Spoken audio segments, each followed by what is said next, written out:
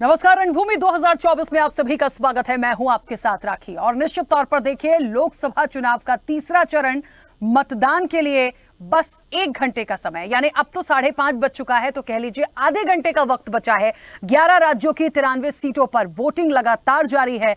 कई दिग्गजों की किस्मत ईवीएम में कैद हो रही है। लोकसभा चुनाव का तीसरा चरण है। आधे घंटे का वक्त और बचा है मतदान के लिए। और जैसा कि कहा जा रहा था कि 11 राज्यों की 93 सीटों पर, यानी तीसरे चरण में मतदान का प्रतिशत क्या बढ़ेगा।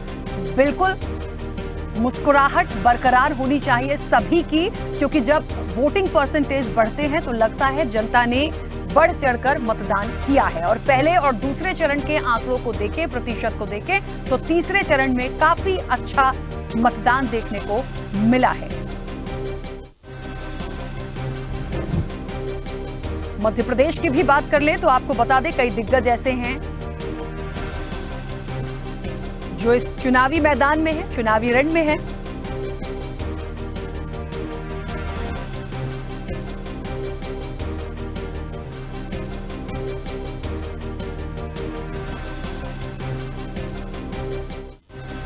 भिंड, भोपाल, गुना, ग्वालियर, मुरैना, राजगढ़, सागर, विदिशा, बैतूल में वोटिंग लगातार जारी है।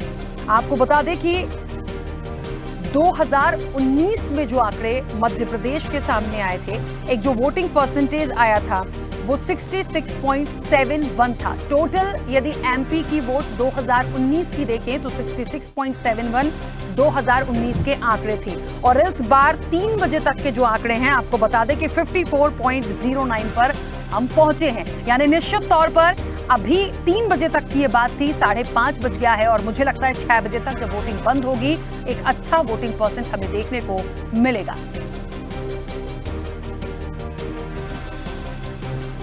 चलिए, तो क्या है मध्य प्रदेश के सियासी समीकरण और लगातार तीसरे चरण में जिस तरह से एक वोटिंग परसेंटेज अच्छा दिख रहा है, क्या कहते हैं तमाम मेहमान इस चर्चा में हमारे साथ जुड़े हैं। सबसे पहले आपका परिचय करा देते हैं। भारतीय जनता पार्टी का पक्ष रखने के लिए मीडिया पैनलिस्ट हैं वाणी अहलूवालिया। वाणी जी, बहुत स्वागत चर्चा में जुड़ने के लिए। कांग्रेस का पक्ष रखने के लिए रोशनी यादव हमारे साथ जुड़ी हैं। रोशनी जी, आपका भी बहुत स्वागत है। और स्वदेश न्यूज की सीनियर एडिटर मुक्ता पाठक जी हमारे साथ जुड़ी हैं। मुक्ता जी, आपका भी बहुत स्वागत है। चलिए, चर्चा की शुरुआत सबसे पहले वाणी जी आपसे। मुझे लगता है तीसरा चरण और पहले दूसरे चरण में थोड़ी सी मायूसी सी नजर आई थी जो वोटिंग के परसेंटेज थे। तीसरे चरण को किस तरह से देखती हैं, और मध्य प्रदेश में तीसरे चरण में ये जो सीटें हैं, कितना महत्वपूर्ण और कितनी भारतीय जनता पार्टी के पक्ष में जाती हुई। सबसे पहले तो आपके चैनल के दर्शकों को मेरी नमस्कार, राम राम। और जो कुल मिला के मुझे लगता है 25-30 मिनट का समय बचा हुआ है, तो जो लोग प्रयास करके अपना बहुमूल्य मत डालने जा सकते हैं, निवेदन करूंगी कि अवश्य हर संभव कोशिश करके जाएं और राष्ट्र हित में अपना धर्म निभाएं। आपके चैनल के माध्यम से मैं आश्वस्त करना चाहती हूं दर्शकों को कि निश्चित रूप से ये जितनी भी 9 लोकसभा सीटों पर आज मतदान हुआ है, आंकड़े जो रुझान है वो बहुत अच्छे अंतर आया है वोटिंग परसेंटेज में। और निश्चित रूप से जो 9 की 9 लोकसभा सीट्स हैं, वहाँ पर भाजपा प्रत्याशियों को बहुत अच्छी जीत का अंतर मिलने वाला है। और ये गढ़ तो था ही भाजपा के हाथों में, पर अब वोटिंग संख्या देखकर आश्वस्त हैं कि यहाँ वोटिंग मार्जिन, जीत का मार्जिन भी और सुंदर होगा। अच्छा, एक बात और वाणी जी, कुछ आंकड़े 2019 के हैं, अच्छे खासे वोट परसेंटेज हमें देखने को मिले थे, लेकिन भिंड में जो परसेंट आया था 2019 में काफी कम था बाकी सीटों के कंपैरिजन में। इस बार क्या मानती हैं, क्योंकि देखिए ये बेल्ट बहुत अलग काम करता है, यहाँ की स्ट्रैटेजी बहुत अलग काम करती है, मुझे लगता है इस बार किस तरह से एक बदलाव देखती हैं? बहुत सारे फैक्टर्स होते हैं जब हम एक एरिया का एनालिसिस करते हैं कि वहाँ पर जनसंख्या कैसी है, वहाँ पर ज़मीनी हालत कैसी है, यानी कि टेम्परेचर और मौसम कैसा है, और वोटरों का वोट देने वालों का रुझान कैसा है। तो हर संभव प्रयास हमने एक जिम्मेदार नेशनल पार्टी के तौर पे भी वहाँ निभाया है। हम इलेक्शन कमीशन से भी और प्रशासन से भी यही देख रहे हैं कि सब हर संभव प्रयास से वोट देने के लिए लोगों को, मतदाताओं को रुझाकर, उनको समझाकर कि ये आपके राष्ट्र हित के लिए ज़रूरी है, ये हमारा एक धर्म है जो हमें निभाना ही चाहिए, क्योंकि फिर हम दोष और आरोप कहीं नहीं दे सकते, ये हमारी जिम्मेदारी है। और मुझे लगता है कि जैसे सब जगह अंतर आ रहा है, भिंड में भी अंतर आएगा। बिल्कुल ठीक है। रोशनी जी हमारे साथ जुड़ी। रोशनी जी, मेरी आवाज पहुंच रही है आप तक? जी जी पहुंच रही है। रोशनी जी, तीसरा चरण 9 सीटें बेहद महत्वपूर्ण, और मध्य प्रदेश की मैं बात करूं तो मुझे ऐसा लगता है जिन सीटों पर आज तीसरे चरण की वोटिंग लगातार जारी है, जो 6 बजे तक होनी है, कितनी चुनौती ये 9 सीटें कांग्रेस के लिए हैं? देखिए, चूंकि कांग्रेस के लिए लंबे समय से ही बहुत ही संघर्षशील ये समय रहा है, और मुझे लगता है ये अंतिम आधे घंटे का दौर बचा है, उसमें भी मैं सबसे पहले मतदाताओं से यही अपील करूंगी, क्योंकि अब थोड़ा सा मौसम भी अच्छा हो गया है, तो सब लोग अपना मतदान करने जाएं, क्योंकि लोकतंत्र का ये पर्व उन लोगों के लिए बहुत जरूरी है जो जिस प्रकार से बेरोजगारी, महंगाई और अलग अलग प्रकार से किसान, गरीब जो परेशान है, उनको जरूर अपने हक की लड़ाई लड़ने के लिए मतदान करने निकलना चाहिए, क्योंकि मतदान का परसेंटेज बढ़ेगा और आप अपनी आवाज को एक वोट के रूप में प्रखरता से रख पाएंगे, तो जो है सरकार तक भी बात पहुंचती है और विपक्ष भी आपके मन की भावना को समझ पाता है। क्योंकि आप देखिए कि जो है भिंड में सबसे कम वोटिंग परसेंटेज आपने बताया और रहा भी है, 2014 में तो मुझे लग रहा है 45% के आसपास रहा होगा, लेकिन सबसे ज्यादा आप देखेंगे तो बैतूल और राजगढ़ में रहा है। तो अगर हम राजगढ़ की बात करते हैं, राजगढ़ में दिग्विजय सिंह जी बहुत अच्छा चुनाव लड़ रहे हैं, मुझे लगता है वहां पे एक कार्यकर्ता के रूप में उन्होंने बहुत ही मेहनत की है, और वो मेहनत चूंकि आज एक उत्साह के पूर्व राजगढ़ में नजर भी आ रहा है, क्योंकि वहां का भी वोटिंग परसेंटेज लगातार, और मुझे लग रहा है कि सुबह से मैं देख रही थी कि मतदाता बहुत अच्छी संख्या में निकल रहे थे और वोट हो रहा था। वहीं आप देखिए भिंड और मुरैना, तो भिंड और मुरैना भी लगातार कांग्रेस बहुत टफ फाइट दे रही है, क्योंकि चाहे हम मुरैना के सिकरवार जी की बात करें, वो भी बहुत जमीन से जुड़े रहे हैं, उनके चूंकि पूरा पारिवारिक एक वो देखा जाए तो राजनीति का उनका उस क्षेत्र में एक बड़ा मजबूत औधा है, तो उस वजह से मुझे लगता है मुरैना में भी हम अच्छी फाइट दे रहे हैं।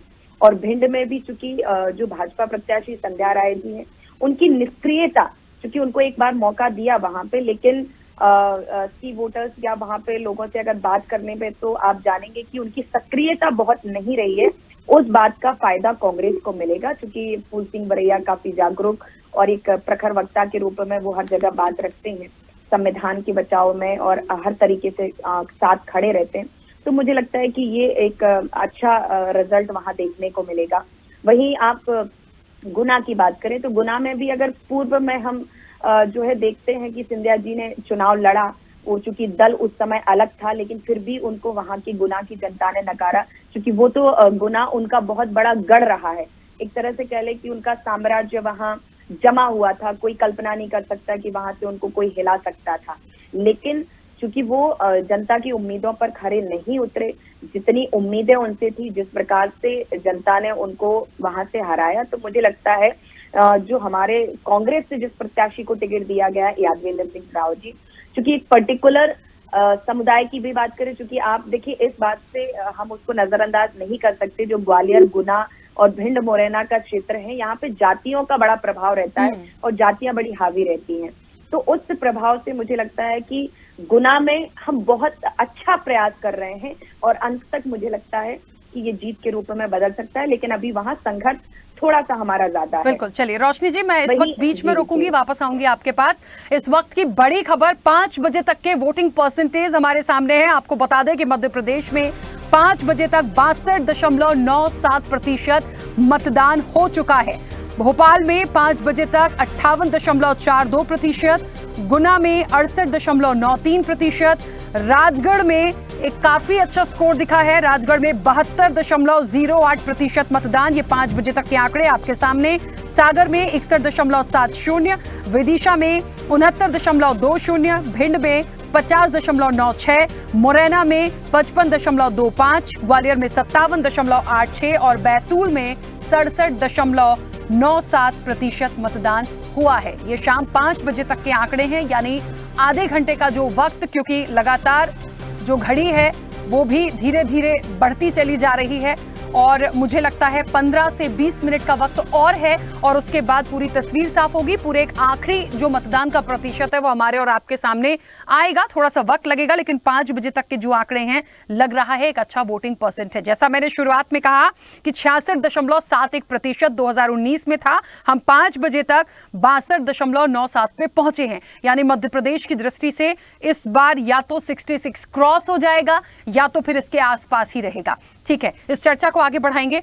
मुक्ता पाठक जी, मुझे लगता है मध्य प्रदेश की ये जो 9 सीटें हैं अपने आप में बेहद महत्वपूर्ण है। जो प्रत्याशी हैं वो भी किसी से कम नहीं आके जा सकते और लगातार 2019 से यदि कंपेयर करके चलें तो कुछ सीटें ऐसी हैं जो रिकॉर्ड तोड़ती नजर आ रही हैं। मतलब अब उस पर परसेप्शन कुछ भी हो, लेकिन मुझे लगता है कि जिसने जहां जो काम किया है, जिसका जो गढ़ रहा है, वो अपने वोटिंग परसेंटेज जिस तरह से सामने आ रहे हैं वो निकाल लेंगे। चाहे राजगढ़ की बात हो, विदिशा को आप देख लीजिए, गुना भी लगातार धीरे धीरे बढ़ रहा है।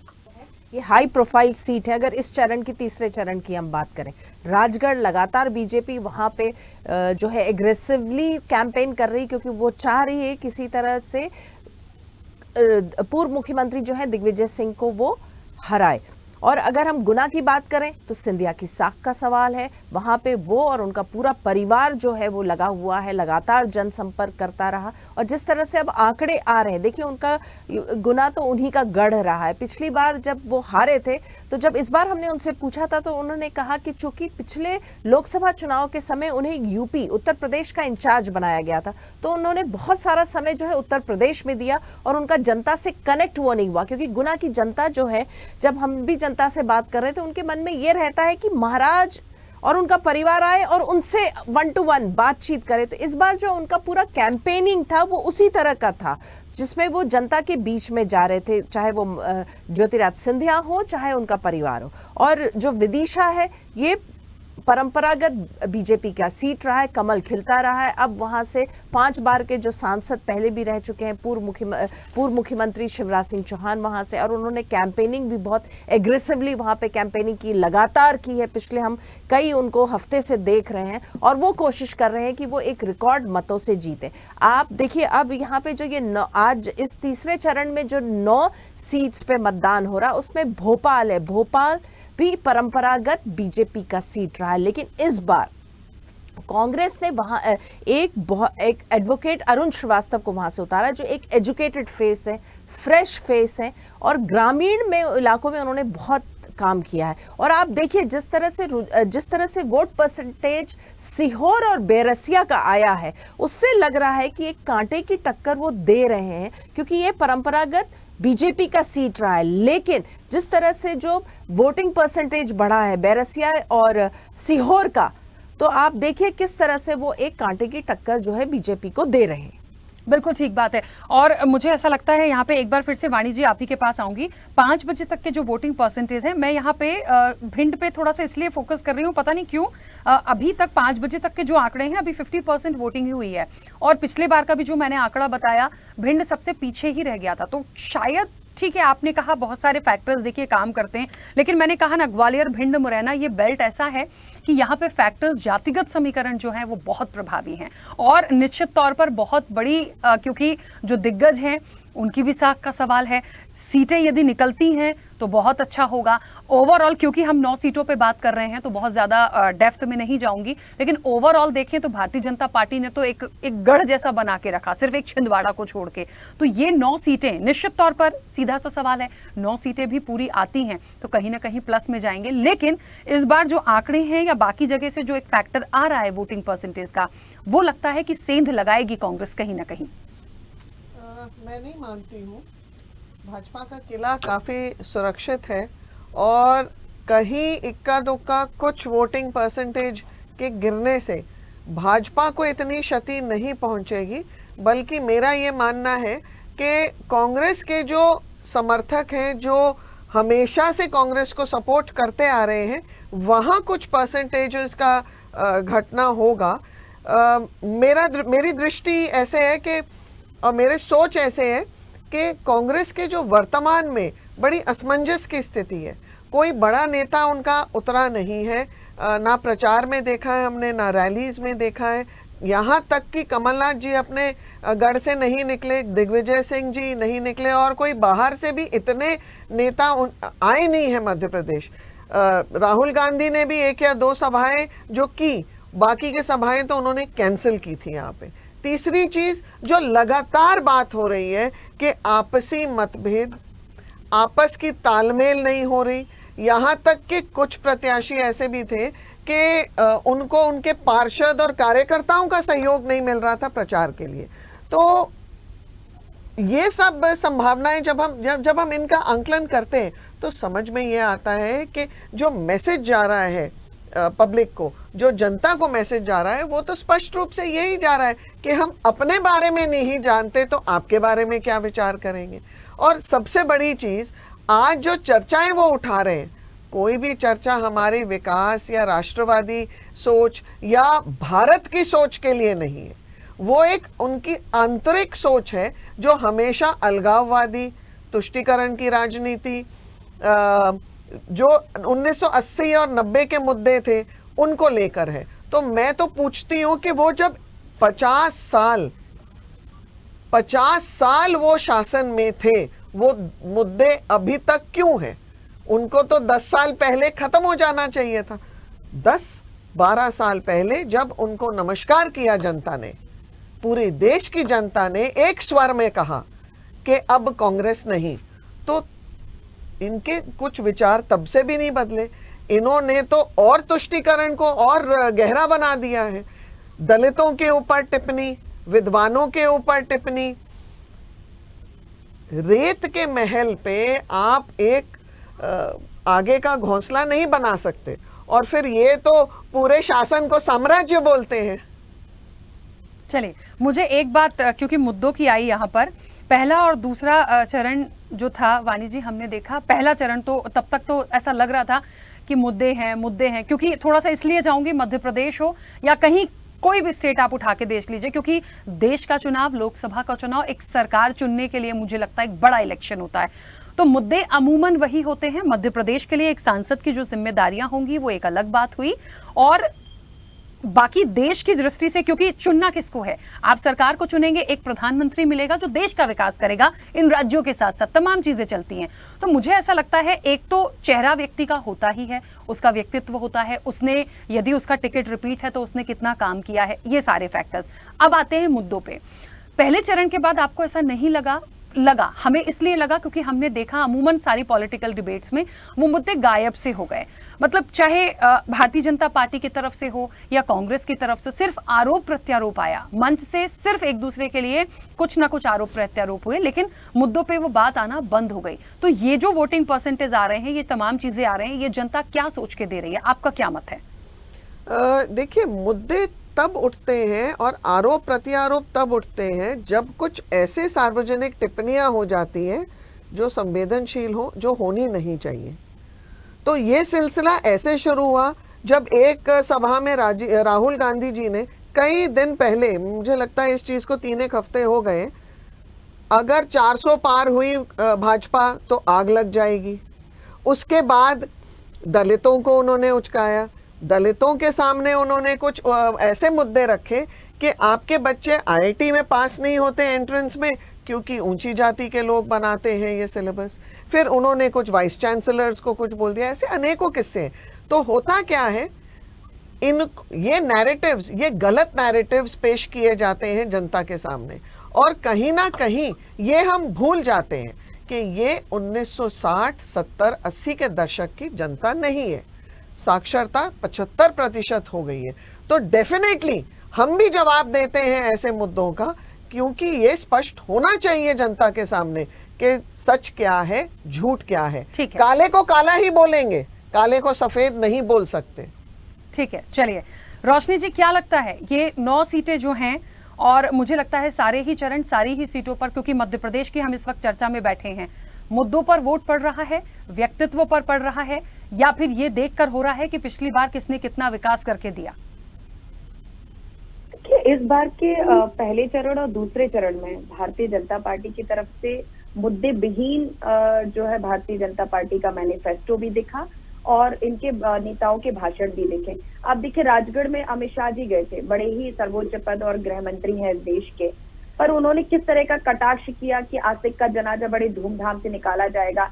तो मुझे लगता है जनाजा की डेफिनेशन क्या होती है कि एक व्यक्ति मरणासन की स्थिति में होता है, उसका राम नाम सत्य हो जाए, तो ये इनकी जो है मर्यादा और टीका टिप्पणियां हैं। लेकिन मुझे लगता है इस बार जनता बहुत समझदार है और जिस तरीके से ये राहुल गांधी जी को शहजादा कह रहे थे, तो मैं बताना चाहूंगी कि उन्हीं शहजादे ने 4000 किलोमीटर चल के भारत जोड़ो न्याय यात्रा चला करके और जो है एक न्याय का मैनिफेस्टो गढ़ा, जिसमें उन्होंने महिलाओं, युवा, किसान, गरीब, श्रमिक के अंतर्मन की आवाज को पहचान के उस मैनिफेस्टो में उतारने का काम किया।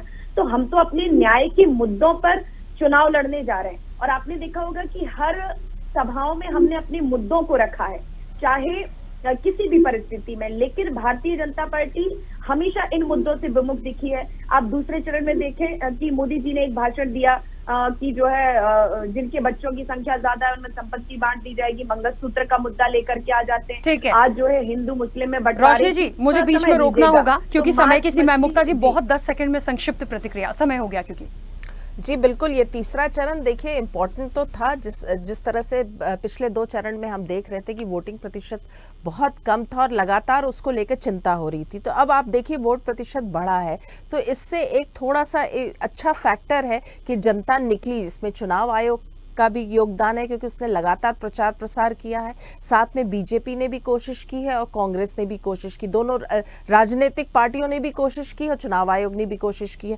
तो वोट प्रतिशत बढ़ा है और जिस तरह से मध्य प्रदेश की अगर हम बात करें तो 9 सीट्स में से ये जितनी इंपॉर्टेंट सीट्स हैं, 3 वीआईपी सीट्स है और भोपाल में जिस तरह की कांटे की टक्कर जो अब समझ आ रही है उसको लेकर अगर हम बात करें तो बड़ा रोचक हम कह सकते हैं कि ये चुनाव तीसरा चरण रहा है। बिल्कुल, क्योंकि समय की सीमा है। आप सभी का बहुत शुक्रिया इस चर्चा में जुड़ने के लिए। देखिए मुद्दों पर जाएंगे तो बहुत वक्त लगेगा, लेकिन इस वक्त समय की सीमा है। लेकिन ये मतदान और तीसरा चरण बहुत ही एक कहते हैं ना कि एक उत्साह भरा दिख रहा है और 6 भी बज चुके हैं और मुझे लगता है बस कुछ मिनट्स बाद ही क्लोज हो जाएगी और फिर देखते हैं ओवरऑल सिनेरियो क्या बनता है। लेकिन हाँ, दिलचस्प मुकाबला इस बार लोकसभा का जरूर देखने के लिए मिल रहा है। चर्चा में इतना ही, बने रहिए स्वदेश न्यूज के साथ। सबसे पहले देश।